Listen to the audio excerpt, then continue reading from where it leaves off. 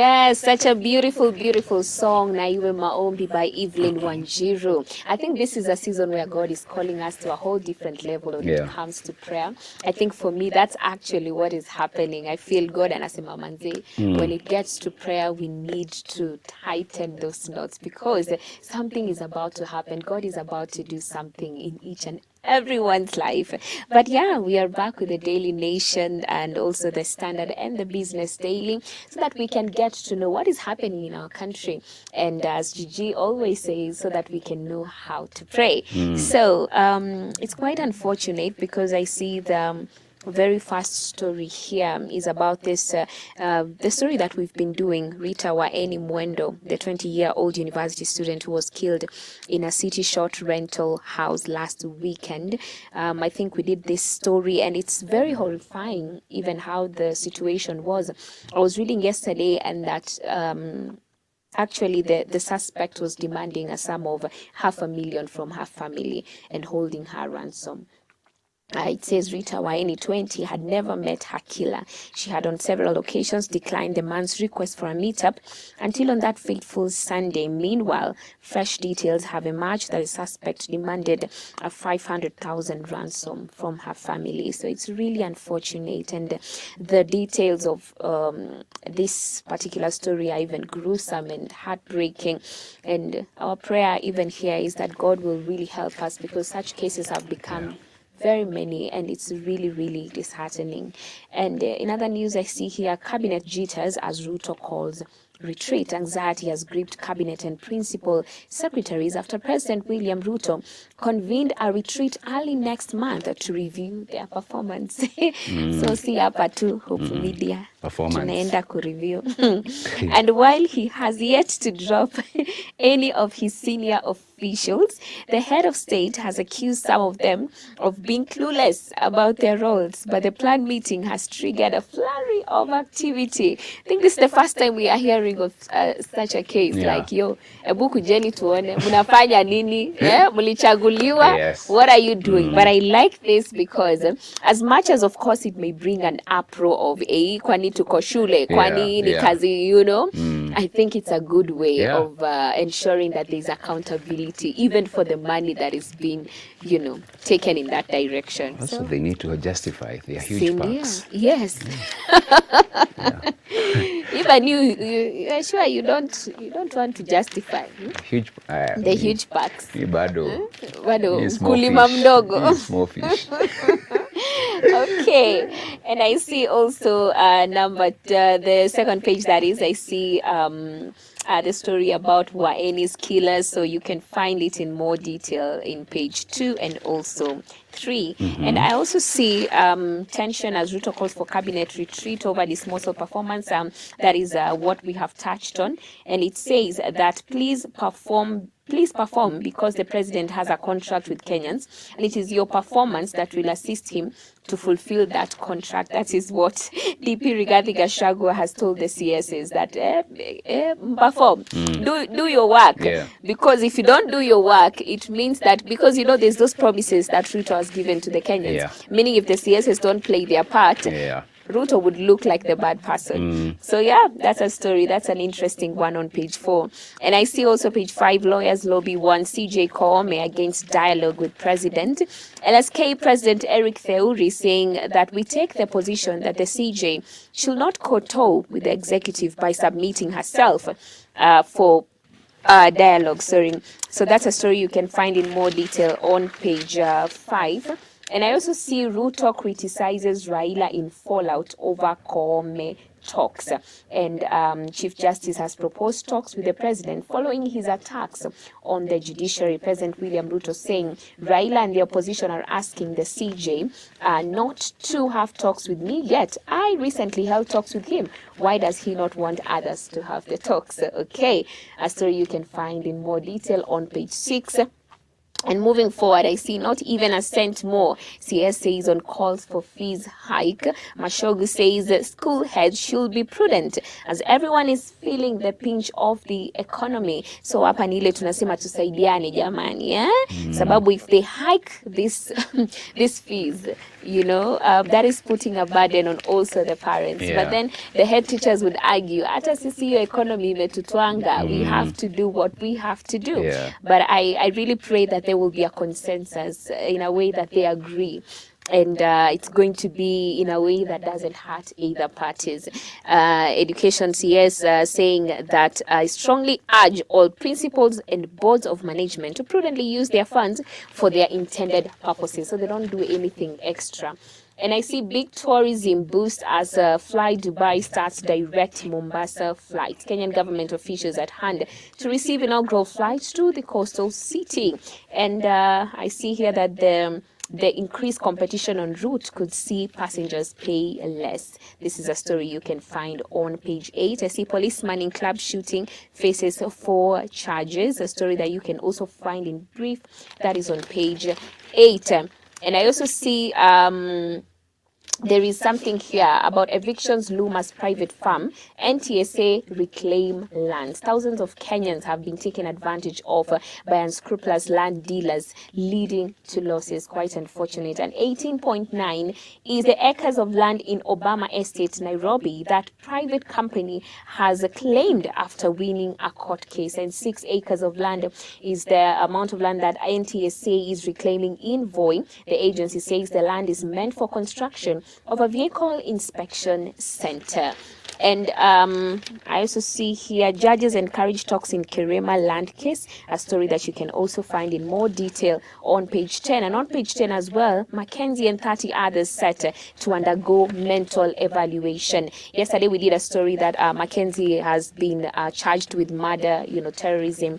And right now I see that controversial preacher Paul Mackenzie and 30 other suspects in the Shakahola killings have suffered a setback after the High Court in Malindi ordered that they remain in custody for another 14 days to undergo mental assessment, just to make sure that they were operating on the right mindset, even as the very huge, it was really unfortunate when you think about it, because even the fact that there were children there is so disheartening, because kids need more guidance. So when they are led astray, it can really be dangerous, because they'll just follow what they're being told.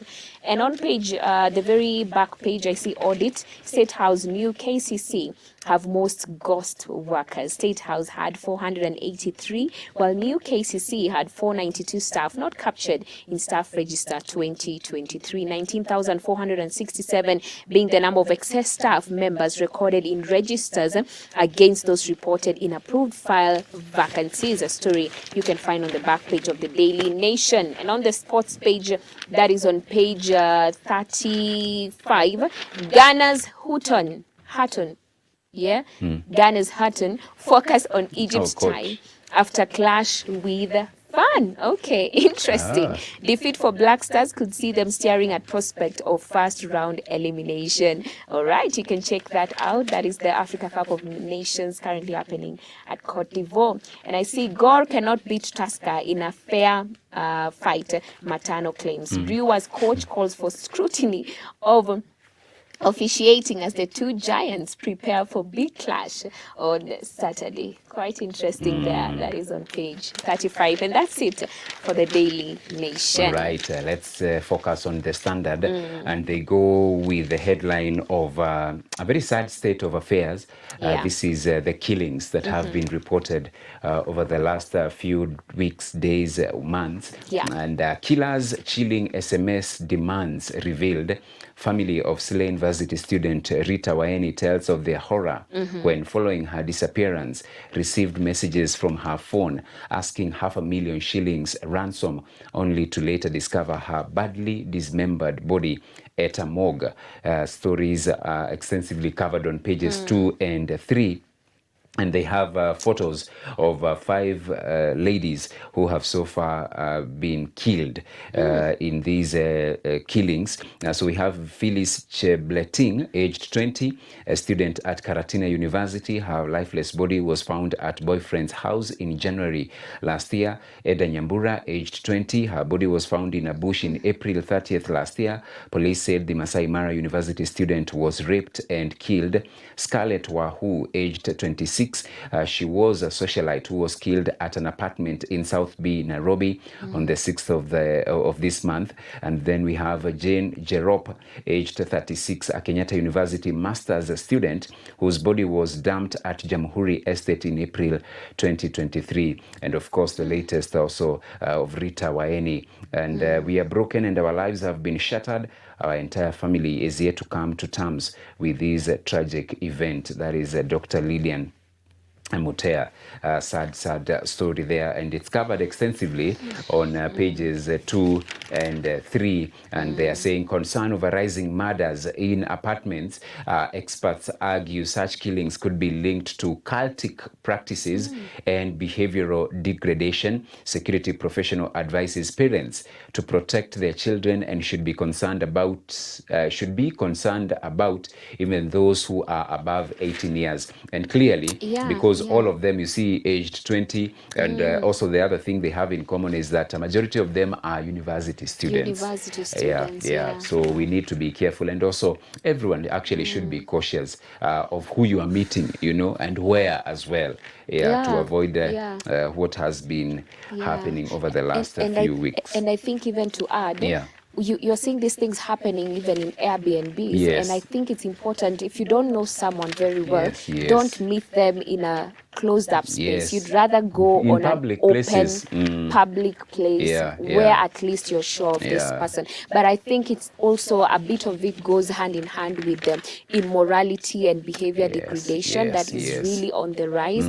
People need to know that something happens when you're not under God's covering and you're not led by convictions. Because if you can't hear the Holy Spirit akikwambia, don't go there, that's dangerous. It actually, that's where the biggest danger is, because you just don't know who is who. I also see front page, inside state plan to nail Mackenzie. The state tables a charge sheet with 191 counts of murder against Paul Mthenge Mackenzie and associates over Shakahola massacre. It's a story you can get on page 4. So 191 counts containing names of children. It alleges Mackenzie and his associates killed. Survivors of the cult rescued from the Shakahola forest also listed as Mackenzie accomplices. Read that on page 4 inside the Standard. On page 6 and 7, dreams of KCPE stars could sink as parents fail to raise school fees. So they're saying most learners were admitted to top institutions after high scores in public schools. Students are expected to enroll this week, but are yet to get bursaries and any kind of help from well-wishers. So there is a list of those students who are facing a bleak future because of lack of school fees for them to be admitted in those institutions. I also see TSC moves head teachers in new changes. Ribe Boys principal has been transferred to Machakos School. The transfers aimed at reversing the now abolished policy on delocalization. So you can read that and who has been moved in the latest shuffling of head teachers. MP Salasia, released on bond, warned not to threaten witnesses. So he's out on a 50,000 shillings bond or a cash bail of the same amount. I also see on page 11, furor over plan for Ruto Koome dialogue. The opposition, Law Society of Kenya and lobby groups have opposed the meeting. Leaders allied to president say talks between three arms of government would establish roadmap for fighting graft. So you can read that on page 11, even as we see Raila telling Koome, protect the independence of judiciary. That is Raila to Koome, but Ruto also in a rebuttal accusing the opposition of a plot to stall the economy. He claims opposition leaders are working with economic saboteurs. He defended his latest decision to engage the judiciary over his agenda. tender. You can read that inside the Standard. A business I see storm in Kajiado as county bars soda ash farm over tax arrears. Government officials say Tata Chemicals owes 10 billion shillings in unpaid levies dating back to 2013. Company is one of Kenya's largest exporters with mining operations at Lake Magadi. Read that as well. And Uganda's battle for the youth vote. How Museveni keeps Bobi Wine's reach in check. In the last presidential election, those aged between 18 and 30 made up 41% of the total voter roll of 18 million. Get that also inside today's Standard. You have the pullout. It's the real estate, real problem with Kenya housing on page 29. PS Hinga, the problem with Kenya's housing is inequality in incomes. Too few individuals qualify for mortgages, and even those who have to contend with high interest rates. Right. Back page, of course, it's the sports. Super Eagles seek to fly without patching. Hosts Ivory Coast come face to face with a lame Nigerian outfit. Super Eagles head into the game looking to recover from their disappointing start. So that is the match that we are expecting tonight. It's a big one today. At 8 p.m. between the Elephants of Ivory Coast, who are also the hosts, and they won their opening match, and they'll be taking on the Super Eagles of Nigeria, who drew their opening match against Equatorial Guinea. So for Nigeria, they will need to be on toes so that they can get something out of this encounter. And, I was watching that Nigeria-Equatorial Guinea match, and I was just telling myself, oh, how the mighty have fallen. Because the struggles Nigeria had. And then you remember in their heydays, their good days, Nigeria, when they had some fantastic players. Of course, I mentioned them. You can't relate, really. Just mention. There was JJ Okocha. There was Nwankwo Kanu. There was Finidi DeGeorge. That team of 1994, it was something else. My favorite, Sunday Olise. The goalkeeper was Peter Rufai. All right, Igwe. So in other matches to be played today, Equatorial Guinea will be taking on Guinea-Bissau. That is at 5 p.m. Ivory Coast versus Nigeria at 8 p.m. And it will be a clash of titans as well. The Pharaohs of Egypt, they drew. They almost lost against Mozambique, but they drew last gasp equalizer. They will be taking on the Black Stars of Ghana. Now, Ghana lost in their first encounter.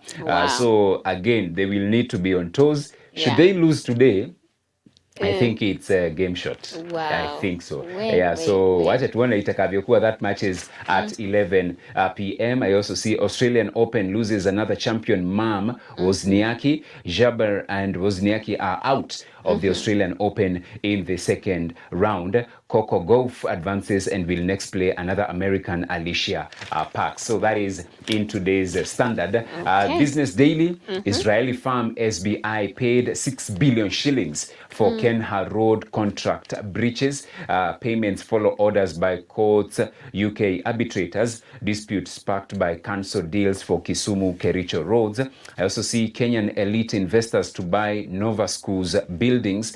So it's a group of Kenyan investors set to buy the buildings and physical infrastructure hosting Nova Schools in Tatu City from the holding company that leases the premises to the educational institution. High deposit rates squeeze banks' lending margins. That is in today's Business Daily. Okay, tumekafunga upande wa looking at the Nation, the Standard, and also the Business Daily. You can grab a copy, but also you can also stay in tandem with us because the Pali Hope FM at the top of every hour we have news updates, and as well pia unapokuja hapa kwenye Hope TV we have Dira at 7 p.m. and of course News Watch at 9 p.m. So right about now, let us check out the video of the day.